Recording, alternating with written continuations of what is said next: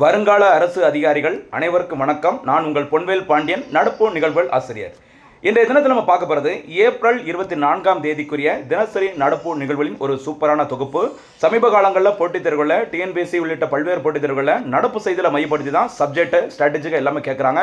அதன் அடிப்படையில் எப்படிலாம் என்னெல்லாம் தேவையோ அதை என்னால் முடிஞ்சளவுக்கு சிறப்பான முறையில் தொகுத்து வழங்கிட்டு இருக்கிறேன். நம்மளுடைய ஹார்ட் ஒர்க் எஃபர்ட்ஸ் எல்லாமே பிடிச்சிருந்து அப்படின்னா சேனலை சப்ஸ்கிரைப் பண்ணிக்கோங்க. நல்லா என்கரேஜ் பண்ணுங்க, லைக் பட்டன் பிரஸ் பண்ணிக்கோங்க. நடுவில் கேட்குற போனஸ் கேள்விகள், இறுதியாக கேட்குற சூப்பர் 6 கேள்விகள், இது எல்லாமே அருமையான முறையில் பதில் சொல்லிட்டு தேர்வில் வெற்றி பெறுங்கள். சரிங்களா? ஆரம்பிக்கலாம். இன்றைய தினத்திற்கான நடப்பு செய்திகள். ஃபர்ஸ்ட் தலைப்பு செய்திகள். ஏப்ரல் 24ஆம் தேதிக்குரிய தலைப்பு செய்திகள் என்ன அப்படிங்கிறத பார்க்கலாம்.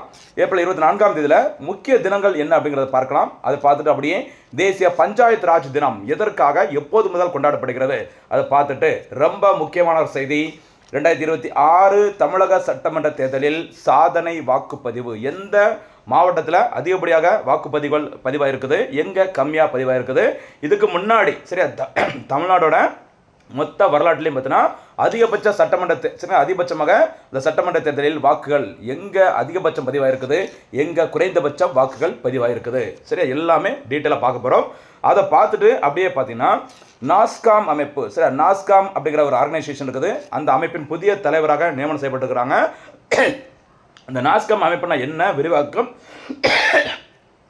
இந்த நாஸ்காம் அமைப்பு எப்போது உருவாக்கப்பட்டது, என்னோட முக்கிய பணிகள் என்ன அப்படிங்கிறத பார்த்துட்டு இறுதியாக சூப்பர் 6 கேள்வியை பார்க்க போகிறோம். சரிங்களா? சூப்பரான செய்திகள் விட்டுறாதீங்க. ஃபர்ஸ்ட் விரிவான செய்திகளில் ஏப்ரல் 24 முக்கிய தினங்கள். அதில் தேசிய பஞ்சாயத்து ராஜ் தினம் ஏப்ரல் 24, அதை பற்றி நம்ம டீட்டெயிலாக பின்னாடி பார்க்க போகிறோம். இந்த ஏப்ரல் 24ஆம் தேதி உலக ஆய்வக விலங்குகள் தினம். சரி, ஆய்வக விலங்குகள் தினம் ஏப்ரல் 24. அதே மாதிரி உலக புகழ்பெற்ற இந்திய கிரிக்கெட் வீரர் சச்சின் டெண்டுல்கர் அவருடைய பிறந்த தினம் ஏப்ரல் 24ஆம் தேதி. ஒரு போனஸ் கேள்வி கேட்கலாமா? சச்சின் டெண்டுல்கர் அவர்களுக்கு எந்த ஆண்டிற்கான அந்த கேல் ரத்னா விருது வழங்கப்பட்டது? இந்தியாவில் விளையாட்டுத்துறைக்கு வழங்கப்படும் இந்த தயான்சந்த் கேல் ரத்னா விருது இருக்குல்ல, பழைய பேர் ராஜீவ்காந்தி கேல் ரத்னா விருது. இந்த விருது சச்சின் டெண்டுல்கர் அவர்களுக்கு எந்த ஆண்டு வழங்கப்பட்டது? அதை கொஞ்சம் கரெக்டாக தேடி சொல்லுங்க பார்க்கலாம். அடுத்தபடியாக ஏப்ரல் 24 ஜி போப் அவர்களின் பிறந்த தினம். சரி, ஏப்ரல் 24 எல்லாமே முக்கியமானது பார்த்துக்கோங்க. சரிங்களா? அடுத்தபடியாக தேசிய பஞ்சாயத்து ராஜ் தினம். சரியா? நேஷனல் லெவலில் அந்த பஞ்சாயத்து ராஜ் தினம் அப்படிங்கிறது எந்த தேதியில் கொண்டாடப்படுகிறது? இந்தியாவில் ஆண்டுதோறும் ஏப்ரல் 24ஆம் தேதியில் கொண்டாடப்படுகிறது. சரிங்களா? என்ன ரீசன் அப்படின்னு சொல்லி பாருங்க. 1993 சரியா, ஏப்ரல் 24ல் 73வது அரசியலமைப்பு திருத்த சட்டம், சரியா, கான்ஸ்டிடியூஷனல் அமெண்ட்மெண்ட் ஆக்ட் 73rd, சரியா, எப்போ ஏப்ரல் 24, 1993 நடைமுறைக்கு வந்துள்ளது. சரிங்களா? அதை நினைவு கூறும் வகையில் தான் இந்த தினம். சரிங்களா? எந்த தினம்? ஏப்ரல் 24ஆம் தேதி தேசிய பஞ்சாயத்து ராஜ் தினமாக கடைபிடிக்கப்படுகிறது. இந்த சட்டம் கொண்டு வரப்பட்ட வருஷம் பார்த்துக்கோங்க, 1992 கொண்டு வரப்பட்ட 73வது சட்ட திருத்தம் மூலம் பஞ்சாயத்து ராஜ் அமைப்புகளுக்கு அரசியலமைப்பு அந்தஸ்து வழங்கப்பட்டது. ஞாபகம், 92 சட்டம் அது நடைமுறைக்கு வந்தது 1993. ஞாபகம் மறக்கக்கூடாது. டேட்டு ரொம்ப முக்கியமானது, ஏப்ரல் 24. எத்தனை அரசியல் சட்ட திருத்தம்? 73வது. அடுத்தபடியாக இந்த தேசிய பஞ்சாயத்து ராஜ் தினமானது பார்த்துக்கோங்க, முதல் முறையாக கொண்டாடப்பட்ட வருஷம் பார்த்துக்கோங்கம்மா. சரியா? முதல் முறையாக கொண்டாடப்பட்ட வருஷம் 2010. ஞாபகம் வச்சுக்கோங்க, ரொம்ப ரொம்ப முக்கியமானது. சச்சின் டெண்டுல்கருக்கு பிறந்த நாள் என்னைக்கு தான்? ஏப்ரல் 24ஆம் தேதி 2010. சச்சின் 10. சரியா? ரெண்டுமே ஞாபகம் வச்சுக்கோங்க, மறக்கக்கூடாது. ஓகேவா? இதை அறிவித்தவர் அப்போதைய இந்திய பிரதமர் மன்மோகன் சிங் அவர்கள். ஓகேவா? மன்மோகன் சிங் அவர்கள் 2004 முதல் 2014 வரைக்கும் சரியா காங்கிரஸ் கட்சியின் சார்பாக இந்தியன் பிரதமராக தொடர்ந்து 2 சரியா காலகட்டங்களில் பிரதமராக இருந்திருக்கிறாங்க. அந்த டைமில் தான் 2010ல் சரிங்களா இந்த தேசிய பஞ்சாயத்து ராஜ் தினம் முதல் முறையாக கடைபிடிக்கப்பட்டு கொண்டாடப்பட்டது. ஓகேவா? அதே 2010 தான் இந்தியாவில் கரன்சி நோட்டுக்கான சிம்பல் சரியா ஏற்றுக்கொள்ளப்பட்டது. ஜூலை 15, 2010. மறந்துடாதீங்க. சரிங்களா? இன்னொரு பின்னணி என்னன்னு சொல்லி பாருங்க. சரியா? வரலாறுன்னு சொல்லி பார்க்கும்போது பண்டிட் ஜவஹர்லால் நேரு அவர்கள் அக்டோபர் 2 காந்தி ஜெயந்தி இல்லை, அக்டோபர் 2, 1959 ராஜஸ்தானின் சரியா நாகவூரில் முதல் பஞ்சாயத்து ராஜ் அமைப்பை தொடங்கினார். பழைய எக்ஸாமில் பார்த்தீங்கன்னா இது ஏற்கனவே கேட்டது, முதல் பஞ்சாயத்து ராஜ் அமைப்பு தொடங்கப்பட்ட மாநிலம் எதுன்னு எக்ஸாமில் கேட்டுக்கிறாங்க. ராஜஸ்தான் மாநிலம் 1959 அக்டோபர் 2. ஞாபகம் வச்சுக்கோங்க. சரிங்களா? எனக்கு இதே தொடர்படுத்தி கேட்கலாம், கவனமாக இருந்துக்கோங்க. நம்ம அதான் சொல்கிறோம், நடப்பு செய்தியும் பார்ப்போம், பின்னணியும் பார்ப்போம்னு சொன்னல, அதுதான் இது. அடுத்து ரொம்ப ரொம்ப முக்கியமான செய்தி, தமிழக சட்டமன்ற தேர்தலில் சாதனை வாக்குப்பதிவு. சரியா? தமிழ்நாட்டில் இன்னைக்கு இருக்கிற அந்த டிஎம்கே கவர்மெண்ட் பார்த்தீங்கன்னா 16வது சட்டமன்ற தேர்தலை வெற்றி பெற்று 2021 மே 7ஆம் தேதி பொறுப்பேற்றிருந்தாங்க எம்.கே. ஸ்டாலின் அவர்கள். சரியா, இந்த நிலையில் 17வது தமிழக சட்டமன்ற தேர்தல் ஏப்ரல் 23, 2026 அன்று ஒரே கட்டமாக 234 தொகுதிகளுக்கும் சரி அந்த தேர்தல் நடைபெற்றது. இந்திய தேர்தல் ஆணையம் மேற்கொண்ட எஸ்ஐஆர் பணிகளுக்கு பிறகு, எஸ்ஐஆர் என்னமா, ஸ்பெஷல் இன்டென்சிவ் ரிவிஷன், சிறப்பு தீவிர திருத்த பணிகளுக்கு பிறகு தமிழ்நாட்டில் நடைபெறும் முதல் சட்டமன்ற தேர்தல் இதுதான். ஞாபகம் வச்சுக்கோ, மறக்கக்கூடாது. மொத்தத்தில் 234 தொகுதிகளிலும் சரியா சேர்த்து தமிழ்நாட்டில் கிட்டத்தட்ட 85.15% வாக்குகள் பதிவாகின. சரியா, தமிழ்நாடு சட்டமன்ற தேர்தல் வரலாற்றிலேயே அதிகபட்ச வாக்குப்பதிவு இதுதான். இதுக்கு காரணம் எஸ்ஐஆர் பணிகள் அப்படிங்கிற மாதிரி சொல்லியிருக்கிறாங்க. சரியா, ஓகே.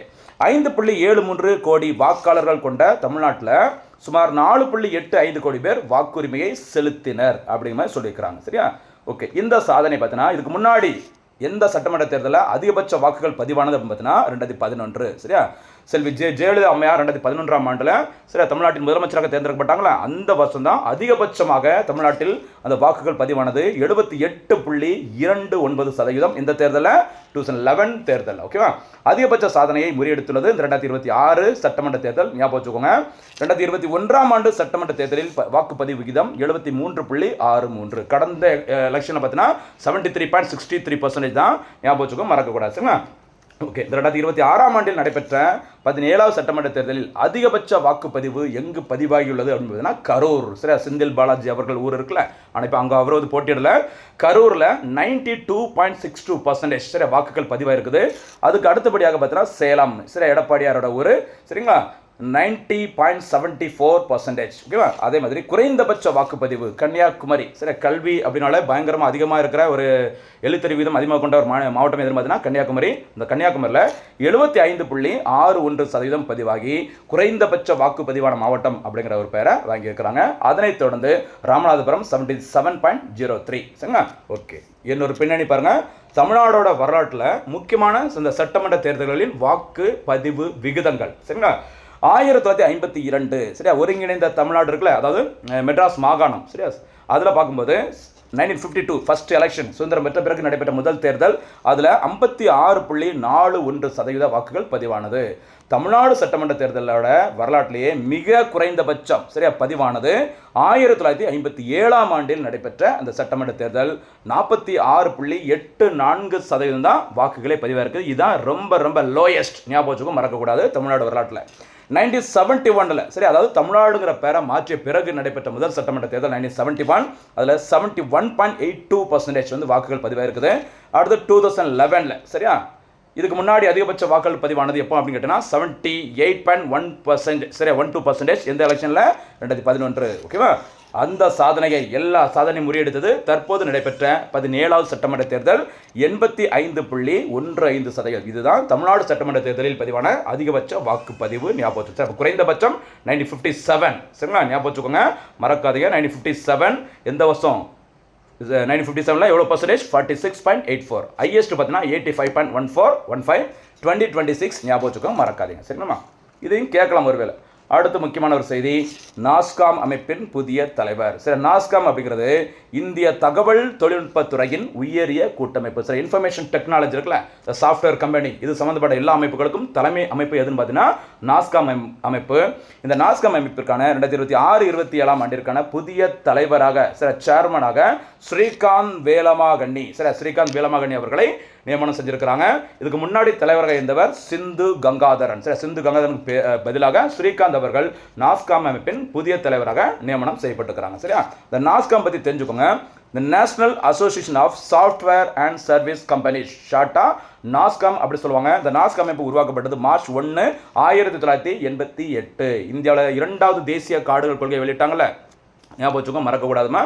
அந்த வருஷம் தான் இந்த நாஸ்காம் அப்படிங்கிற அமைப்பு உருவாக்கப்பட்டுள்ளது. ஞாபகம் வச்சுக்கோங்க. சரியா, அடுத்தபடியாக இதோட தலைமையிடம் நொய்டாவில் இருக்குது, டெல்லியிலையும் இருக்குது. சரி, நொய்டா உத்தரப்பிரதேச மாநிலம், நியூ டெல்லி 2 இடங்களையும் இதோட ஹெட் குவார்ட்டர்ஸுக்கு மறந்துடாதீங்க.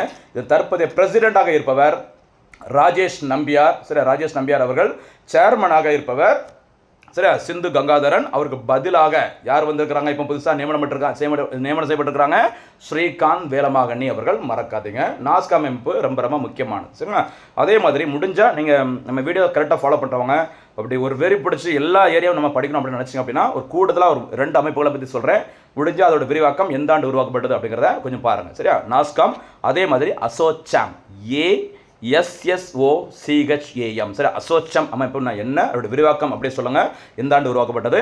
அடுத்து பார்த்தீங்கன்னா ஃபிக்கி, FICCI, ஃபிக்கி அமைப்புனா என்ன, விரிவாக்கம் எந்த ஆண்டு உருவாக்கப்பட்டது. அதே மாதிரி CII. சரியா? இந்த நாஸ்காம், சரியா, ஃபிக்கி, CII, ஓகேவா, இந்த அசோச்சாம், இந்த 4 அமைப்புகளும் எப்பவுமே தெரிஞ்சுக்கோங்க. எல்லா போட்டித் தேர்வுகளுக்கும் ரொம்ப ரொம்ப முக்கியமானது. சரியாம்மா? அடுத்தபடியாக இன்றைய தெரிந்திருக்கான சூப்பர் 6 கேள்விகள். முதல் சூப்பர் 6 கேள்வி, தேசிய பஞ்சாயத்து ராஜ் தினம் எப்போது கொண்டாடப்படுகிறது? 73வது இந்திய அரசியலமைப்பு சட்ட திருத்தம் எப்போது நடைமுறைக்கு வந்தது? நாஸ்காம் அமைப்பின் புதிய தலைவர் யார்? 4வது சூப்பர் 6 கேள்வி, 2026ஆம் ஆண்டில் நடைபெற்ற சரியா தேர்தல், தமிழக சட்டமன்ற தேர்தல் எத்தனையாவது தமிழக சட்டமன்ற தேர்தல் ஆகும்? 5வது சூப்பர் 6 கேள்வி, சரியா நிறைய வாட்டி கேட்டாச்சு. SIR என்பதன் விரிவாக்கம் என்ன? அடுத்து இந்திய அரசியலமைப்பு சட்ட திருத்தம் 104 எதனுடன் தொடர்புடையது? சரிங்களா? அது முக்கியமானது. தமிழ்நாட்டுக்கு சட்டமன்ற தொகுதியின் எண்ணிக்கை 234. இதுக்கு முன்னாடி 234 + 1 இருந்தது. அது என்ன அப்படிங்கிறதா அந்த 6வது கேள்வியில் தொடர்புடையது. எல்லா கேள்விகளுக்கும் சிறப்பான முறையில் பதில்களை சொல்லுங்கள். ஏப்ரல் 25 எல்லாமே பார்த்தீங்கன்னா அடுத்த நாளைக்கு மார்னிங்கில் சூப்பராக கரண்ட் அஃபேர்ஸ் நம்ம தொகுத்து கொடுத்துட்றோம்.